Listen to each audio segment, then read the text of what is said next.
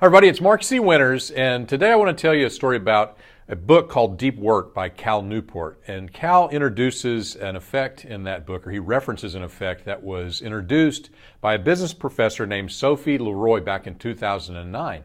And she called this effect attention residue. And what happens is, what she found was that when you're switching from task A to task B, all of your attention doesn't follow you immediately. There's a certain amount of your attention that keeps thinking about task A. It stays there like a residue in your mind that occupies that thinking. So in effect, you get slimed, right? What they found is that the correlation between attention residue and productivity is negatively correlated. So the more attention residue you have, the less productive you are, the poorer your performance is on that next task that you take on.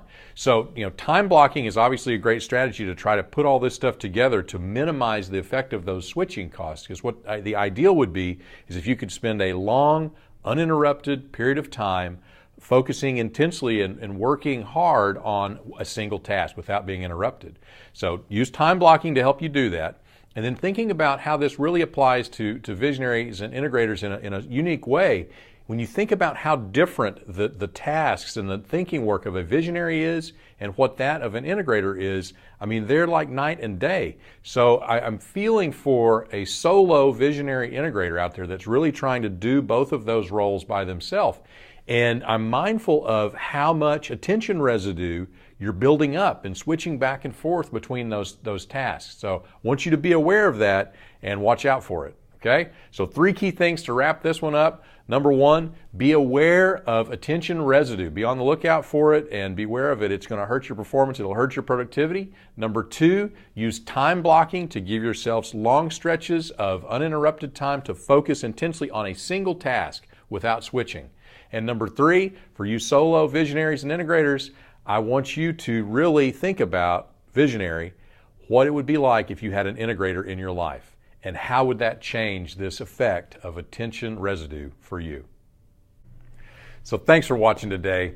Here at Rocket Fuel Ventures, we're all about creating the most powerful visionary integrator duos on the planet, and we do that by helping you crystallize your thinking on visionary and integrator, get connected if it's something that makes sense for you, and then ultimately maximize that relationship to make it into something really, really powerful. So if you want more, I'd like you to check us out on rocketfuelnow.com.